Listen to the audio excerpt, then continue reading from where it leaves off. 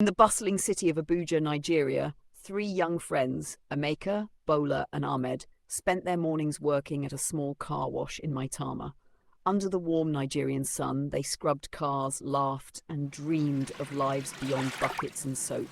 The rhythm of their days was familiar, but that morning held a strange calm, as if something were about to change. "Where are all the cars today?" Emeka stretched his arms, breaking the silence.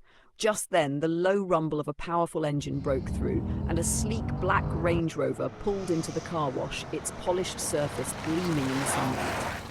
A young man stepped out, no older than 20, with loose dreadlocks framing his face. He wore an oversized hoodie over a green shirt and, oddly enough, white socks with flip-flops.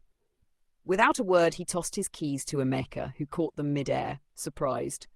"Do a good job, and make it quick," the man said, walking away and leaving the boys staring after him. Emeka signaled to Bola and Ahmed. "We've got work to do, let's make it count," he said, still pondering the young man's calm yet intense manner. They dove into the job, scrubbing, rinsing and polishing with their usual banter.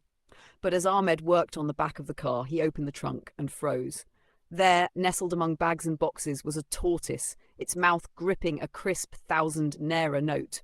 "Guys!" Ahmed whispered, waving them over. "Look at this." They gathered around, eyes wide. The tortoise blinked back at them, its gaze ancient and wise, as if holding a secret.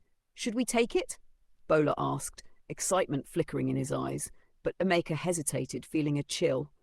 "It might be ritual money," he warned, glancing around as if the young man might reappear any second. They argued in low voices, each torn between fear and temptation. Finally, Bola reached forward, pulling the naira note from the tortoise's mouth. The tortoise began to shudder, and suddenly, naira notes spilled out in an endless stream. The boy's eyes widened as the trunk filled with a mountain of cash, bills stacking higher and higher. They didn't need words. A shared thrill rushed through them. Hastily, they stuffed their pockets, bags and shirts, their hearts pounding as they finished wiping down the car, their laughter nervous but excited. Moments later, the young man returned, his eyes sharp as he took his keys, giving the boys a scrutinizing look. Just as he turned to leave, he paused. "You didn't take anything from my car, did you?" he asked, his voice smooth but chilling. They shook their heads, murmuring quick denials. Satisfied, or perhaps amused, he climbed into the Range Rover. But before he drove off, he looked back one last time. "If you took anything from my car," he said, "make sure you spend it all by nightfall." With that, he drove off, leaving only dust settling in his wake. The boys stood in silence, his warning weighing on them. Bola laughed, brushing it off. "He's just trying to scare us. It's just money," he scoffed, waving off the unease. But as the day wore on, Emeka and Ahmed couldn't shake the young man's words. Still, they spent eagerly buying gadgets and luxuries they'd only dreamed of, televisions, shoes and watches.